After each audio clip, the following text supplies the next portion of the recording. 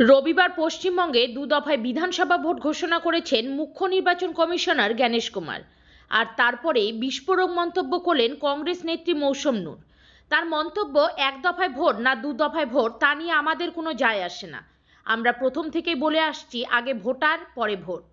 আমরা এখনও স্পষ্ট বলতে চাই, প্রত্যেক বৈধ ভোটারকে ভোটদানের ব্যবস্থা করতে হবে, তারপরে ভোট হবে। বিষয়টি নিয়ে আমরা আন্দোলন চালিয়ে যাব। প্রদেশ কংগ্রেসকেও বিষয়টা জানিয়েছি। শুনে নিন মৌসুমার কি বললেন।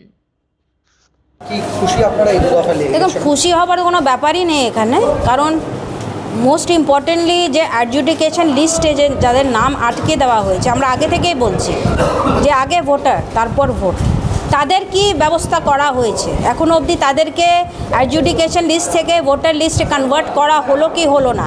প্রকৃত ভোটার তারা সুযোগ পাবে কি আগামী দিনে? তারা যাকে ইচ্ছা ভোট দিতে পারেন, কিন্তু তাদের মধ্যেও কারো ইচ্ছা হয়তো এমনও থাকতে পারে যে তারা ভোটে দাঁড়াবেন, সেইটাই তো এখনও অবধি ক্লিয়ার হলো না।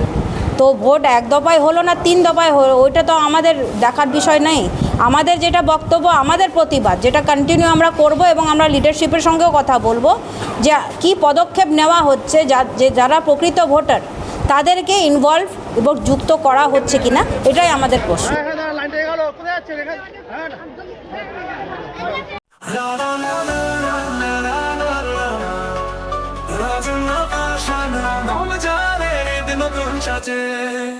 রমজানের নতুন পোশাকের বাহার,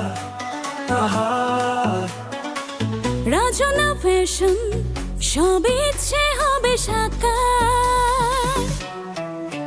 শিয়ামের শেষে খুশির এই দিন, নতুন জামায় হাসবে ছোট থেকে বড় জামাই বিন। পাঞ্জাবি, শেরওয়ানি আর সুন্দর সালোয়ার, প্রতিটি মুহূর্ত হবে স্মৃতির আহ্বান। রমজানের নতুন পোশাকের বাহার, রাজন্না ফ্যাশন, সব ইচ্ছে হবে সাকার। এবারই রাজন্যা অনেকের মাঝে অনন্য। রাজন্যা, চিত্তরঞ্জন মার্কেট, মালদা।